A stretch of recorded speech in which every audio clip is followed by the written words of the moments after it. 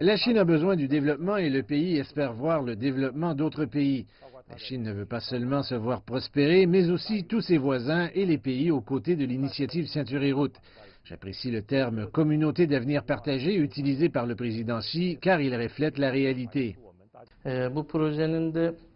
Si nous faisons une comparaison entre les politiques étrangères de la Chine et celles des États-Unis, nous verrons que Washington donne la priorité à ses propres intérêts, alors que Pékin est plus pour une coopération gagnant-gagnant. Les dirigeants chinois ont clairement exprimé leur position lors des réunions de la PEC. Et je pense que le gagnant-gagnant créera un meilleur avenir pour le monde.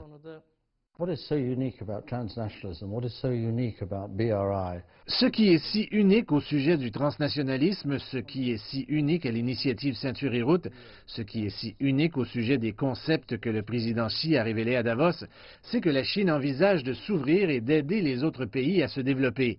Et certaines personnes pensent que ce sont des règles chinoises, que c'est dans l'intérêt de la Chine. Mais en fait, si vous regardez le concept global dont parle le président Xi, il faut que tout le monde se développe. Sinon, il y aura de la jalousie et il y aura des tentatives de protéger les acquis. Et la Chine prend position. Nous ne voulons pas être un empire. Nous voulons faire partie du monde.